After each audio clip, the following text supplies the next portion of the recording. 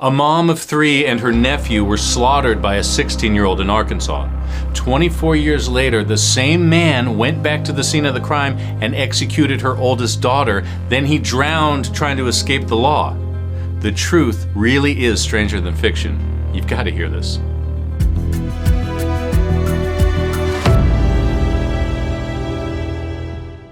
I'm Chris, and this is True Crime Recaps. Our story starts with a fire on September 10th, 1996. But when first responders got to the scene, they found much more than they bargained for. The bodies of Sally Snowden McKay and her nephew Lee Baker were inside. They'd been executed. Sally was the heiress and owner of Snowden House, a historic mansion on the edge of beautiful Horseshoe Lake, Arkansas, 30 miles outside of Memphis, Tennessee. And the Snowden name had been prominent in the area for centuries. There's a Snowden Avenue, a Snowden School, and so on and so forth. You get the idea. Over the years, the family bought and sold iconic landmark properties like the Peabody Hotel. And they were founders of an upscale community around Horseshoe Lake, which is a popular vacation spot. If you've ever seen the movie The Client, you might recognize Snowden House since it was featured in the movie. In her 20s, Sally got married and moved to San Francisco, where she had 3 daughters. The oldest was Martha McKay. In the mid-90s, her daughter, Martha, was still living on the West Coast, so 75-year-old Sally depended on Lee and other family members to help her run Snowden House as a bed and breakfast and wedding venue. Lee also made a name for himself as a popular rock and blues guitarist in Memphis. It didn't take long for detectives to discover that Sally and Lee weren't just executed, they were also robbed. Some valuable guitars and memorabilia were missing from his place, and there were some antiques and other things missing from the Snowden house too. And Sally's car was stolen and crashed during the thieves' joyride. Police followed the forensics to 16-year-old Travis Lewis. He was the son of a neighbor who lived on Horseshoe Lake, and he'd grown up playing with Lee Baker's kids. On the day of the fire, he wasn't in school.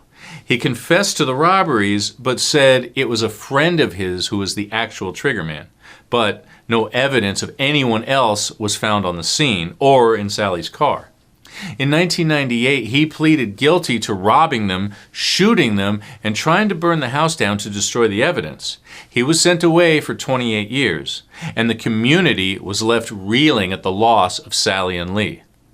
Now, fast forward to 2004, Sally's daughter Martha McKay moved back to town and took over ownership of the Snowden house. She was an experienced businesswoman with a passion for restoring historic homes, so she decided to renovate the old house so she could live in it and run it as a luxurious B&B and event venue just like her mother did.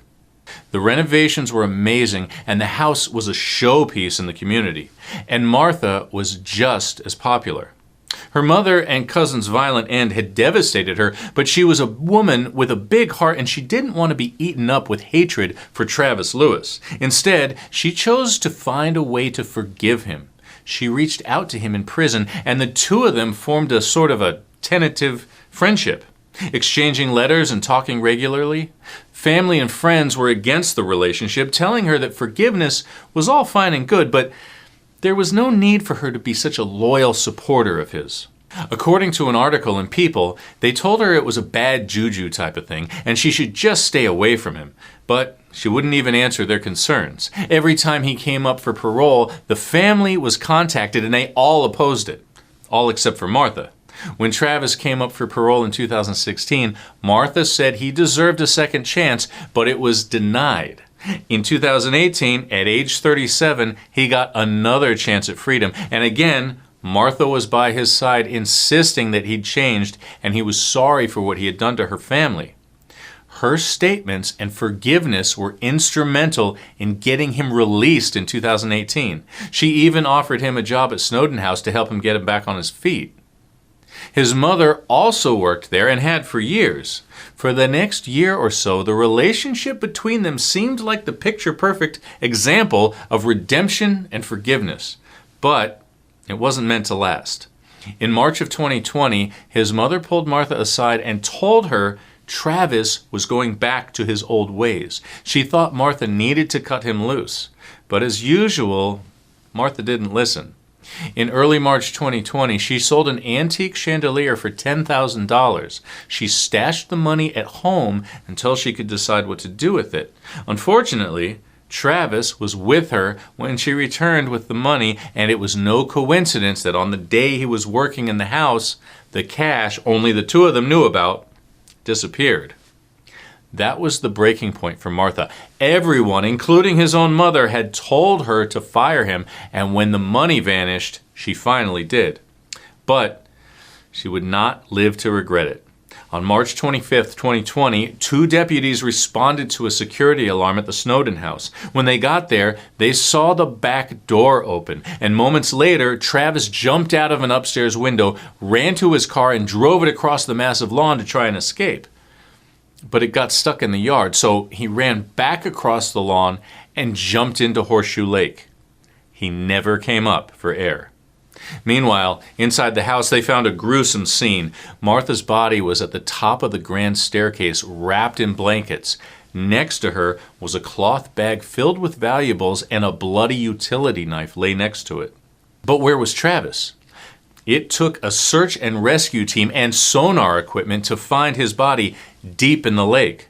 Autopsy results published in People revealed that he had cocaine, methamphetamine, and marijuana in his system. Based on the fact that Martha must have hit the emergency alarm to summon the police before she took her last breath, they believed she interrupted him while he was robbing her, the same way her mother and cousin were killed 24 years earlier. Talk about a redemption story gone tragically wrong. Let's just hope he doesn't pop back up in another 24 years and terrorize the new owners of Snowden House. And that's your recap. Thank you so much for spending your time with me today. If you like getting all the crime in half the time, please subscribe and hit the bell so you always know when a new recap is ready for you to weigh in on. We're here every Sunday and Wednesday with a new story for you. Until next time, stay safe.